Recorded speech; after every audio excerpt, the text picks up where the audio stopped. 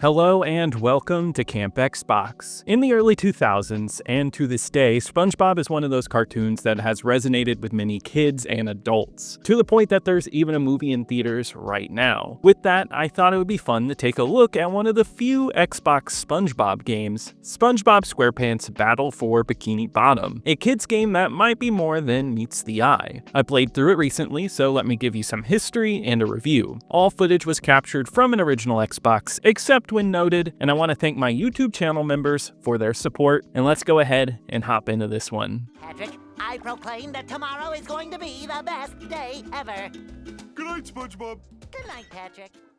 The cartoon SpongeBob SquarePants made its premiere on Nickelodeon in 1999 and quickly sprang into major popularity, becoming a major cartoon and a cultural icon for years to come. One of those creations that almost everybody you know knows about it. As with all successful things, it can't just stay in one medium. It has to branch out, and SpongeBob went all out in terms of video games.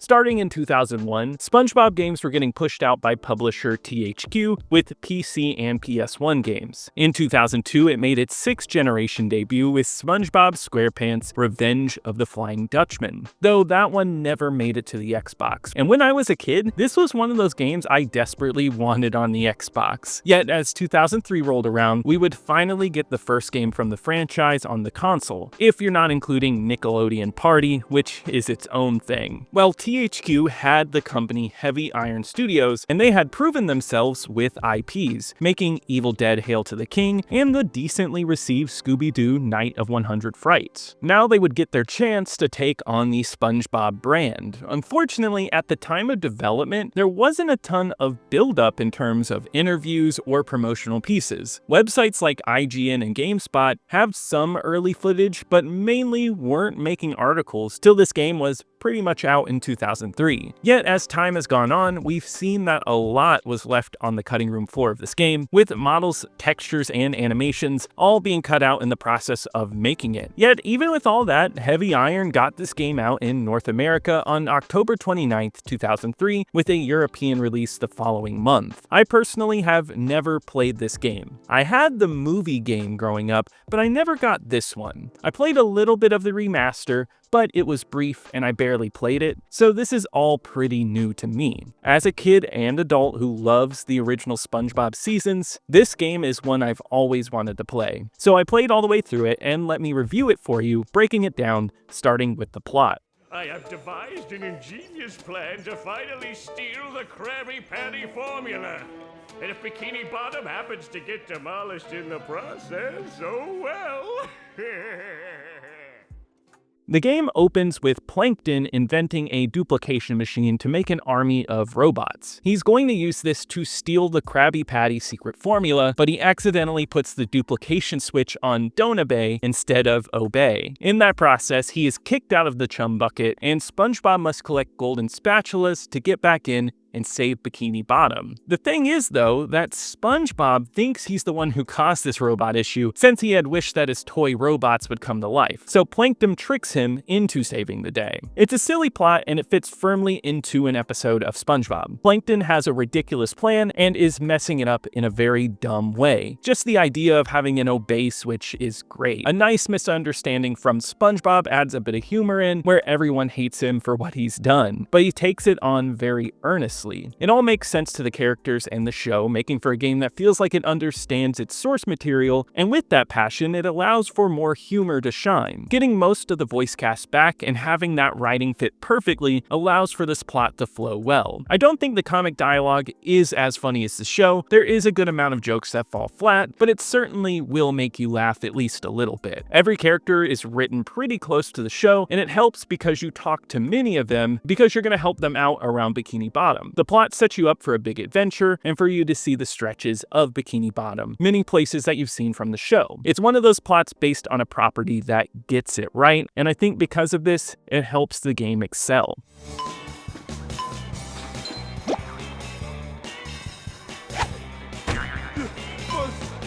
Push button. Can't stop self. Battle for Bikini Bottom is a straightforward platformer to get into. It's your classic collect-a-thon Mario 64 styled game, asking you to complete tasks amongst many different levels to collect golden spatulas, collecting enough to unlock more levels, and finally getting to the end of the game. It's a tried and true game style that was effective then, and based on my enjoyment, I think it still works. It's easy to get into a game that allows you to tackle open levels simply and move around to many different ideas. It's an easy game to grasp, and it doesn't have many complex ideas behind it. Unlike many platformers that use this style at the time that were really trying to change the game a bit, kind of like Vex, the controls here are easier to understand. You get 3 characters, SpongeBob, Patrick, and Sandy. You are mainly playing SpongeBob, and the other 2 come in for spatulas that might require their skill set. Patrick is heavier and stronger. He's able to pick up objects and toss them around. Sandy is a blast to play with the ability to have large jumps and can float across areas,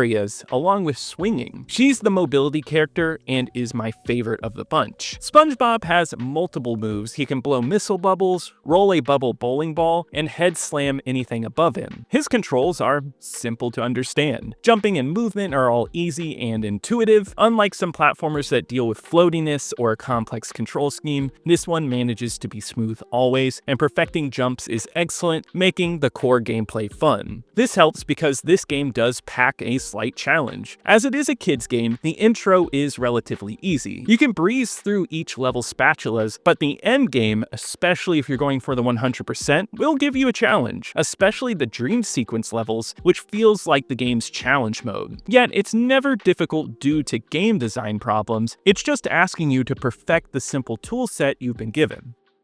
There's also combat here, but I wouldn't say that to highlight. It's not bad, but it's very basic hits and kicks. Many enemies are basic with hammers that might hit you, fire-breathing robots, or stealth-based robots. There are not a ton of different robot types, which is fine by me, and it just takes a few hits to knock them out. Each collectible is mostly solid, along with the minor collectibles like socks hidden around, so you have a large amount of reasons to fully explore everything in each level. Asking you to collect things in levels, or usually asking you to complete puzzles. Usually it's pretty light and linear, levels are broken up into multiple sections, and it's rarely exploratory. It's about getting from point A to point B, and I don't mind linear design as long as it manages to keep that entertaining, and for me, I think that works on a level-by-level basis here. I think this game starts strong with great level design. I love levels like Goo Lagoon, which has a bunch of paths over water, sections in giant caves. It always feels like you're progressing, but it's never overwhelming, allowing for a good amount to look around and play with. Yet, some late levels like Kelp Forest, I feel are a bit too large and meandering, feeling like it overstays its welcome. It's never boring, but I feel like it could have been tighter. Yet, even with that said, I don't think it holds the entertainment value of the game back at all. It manages to at least keep the platforming core entertaining, and I found all the challenges to be solid, balancing something easy for kids while still having a little bit of difficulty. Even the sliding stages, which I usually don't love these in games, come through really well. These are actually challenging gauntlets with many paths and jumps instead of being a breeze, adding a little bit of skill needed, which in turn makes it more fun. Platforming games of this era usually are pretty fun, and I think this one sticks with that. It kept me hooked till the final boss fight, which all of the bosses are fun. Battle for Bikini Bottom is a solid playing kids game for the time.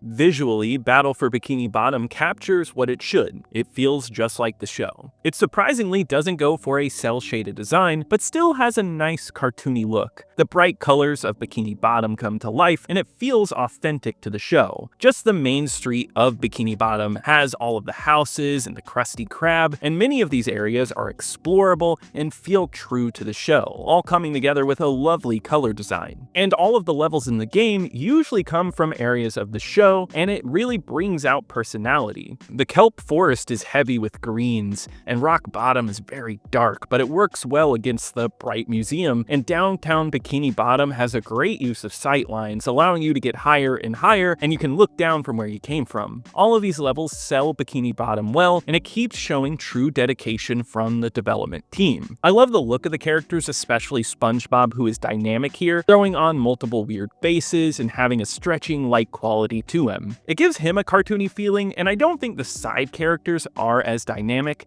but they still look solid, with Sandy and Patrick still getting plenty of special care put into them, such as small little details like Sandy getting a clam to slide on and Patrick doing a crazy body slam. Now, one odd thing about this game is that it runs at 480i on a stock Xbox. This is one of the few games that doesn't run at 480p on the Xbox, which is a bit odd, but if you go online there are ways to fix this, as well as the ability to run it in widescreen. Yet I will say, even at 480i, it's still a solid looking game, and it's also backwards compatible on the Xbox 360 if you do want to check it out there. Jump in, jelly beans! A robot SpongeBob! There's definitely something funny going on here. And I don't mean you. Something else funny. Plankton! The audio is a standout just from the voice cast. Most of the original cast returns, and they're putting in great work. Nobody is phoning it in from the main cast, and they keep on selling this as a great continuation of the show. Tom Kenny is excellent as always, and I really love that Mrs. Puff gets a ton of love here. The delivery and amount of voice lines in this game helps this game aesthetically so much. Though it is a bit sad that Clancy Brown does not return as Mr. Krabs, and that performance is a bit questionable here, not quite sounding right. Because you're gullible, I'm gonna help you out. And of course make a small profit in return. Yet, Ernest Borgnine does not come back as Mermaid Man, and that performance is particularly bad, not sounding anything like the original. And I think it stands out a bit more when every other performance is pretty good. But luckily, he is only in a small portion of this game. I got a job for somebody who can throw things. The Hawaiian-themed music is all here, with notable music from the show, but also what I believe are original songs. It gives this game a laid-back groove and settles you into the mood. Some darker tracks do pop up, but for the most part, it's light and easy. I wouldn't want it any other way anyway. Mix that with the sounds of the cartoon, sounds of bubbles popping, or little quips from characters as you play them. It can be slightly annoying, but it's not a detriment like some other kid games I've played. It all culminates to be like the show because SpongeBob is a bit annoying, so it works here. SpongeBob SquarePants Battle for Bikini Bottom is a cult classic nowadays, and after playing through it recently, I get it. It's one of those licensed games that is able to manage two things. One, being able to capture the spirit of the show through its plot, voice acting, and art design. And two, being a fun game regardless if you're a fan. The platforming collectathon action is a plain blast. It's not perfect, with some levels not being as strong as others, but as a whole, I had a great time running through collecting things. It took me around 10 hours, which is a perfect length for an experience like this, and it lends itself to being replayable. Mix that with the great ode to the show, and you have a licensed game that truly clicks on the Xbox. On my original Xbox ranking list, which now has the 129 games I've reviewed on this channel so far, Battle for Bikini Bottom slips in at number 45. I do think it's better than Crazy Taxi 3 because that game is good, but it lacks in terms of great new content. The newest level from Las Vegas was weak overall, and I feel like Bikini Bottom brings so much more to the table. And I do feel like Dead to Rights is a better game because it has a world that's original and much more memorable to me. It's got a unique gameplay style that makes that game stand out as fresh even today, where SpongeBob is doing good stuff, but it is a formula that we have seen before. Battle for Bikini Bottom received mixed reviews on Metacritic, with a score of 70 for the Xbox version. IGN gave it a 7.3, praising how well it captured the cartoon, but said it wasn't really for non-fans. Game Informer gave the PS2 version a 4.25 out of 10, saying there was barely anything to enjoy here with a weird moveset. They seemed tired of this style of platformer at the time. Official Xbox Magazine gave it an 8 out of 10, saying that this is just as entertaining as Voodoo Vince and provided decent challenge, all while being quite funny. Despite mixed reviews, the power of SpongeBob prevailed, and it sold extremely well on each console. The Xbox in particular was estimated to have sold 500,000 according to VG charts, and did receive a Platinum Hits edition. This game was a huge success, and that meant that Heavy Iron would go on to make another SpongeBob game right after this one, which is a story for another time. Though the story of specifically this game continues on, as this game has a huge speedrunning scene, and the things people can pull off with this game is absolutely insane, and the popularity of that definitely helped it get that remaster that came out somewhat recently. So now it's easier than ever to play this game in some fashion, with the remaster being available many places. The nostalgia and memories are still here for this one though. I see much love for it, and it's been recommended to me to review on this channel plenty of times. On user aggregate website Backlogged, it currently has a 3.8 rating with over 9,000 players having claimed to have played it. You'll see a lot of great reviews there. There are some bad ones, but the major consensus is that it's a kids game that actually turned out pretty solid. But I want to hear from you. What did you think of this game? Did you love it? Did you hate it? Everybody's opinion is important, and I'd love to hear from you. Also, be sure to give this video a like, as it really helps me on the algorithm. Subscribe to keep up with more videos like this, and check out my second channel, Camp Extras, for more gaming videos. And I want to give a huge shout out to my YouTube channel members. Thank you so much for your support. You really help out the channel. And I'll see you here next time at Camp Xbox.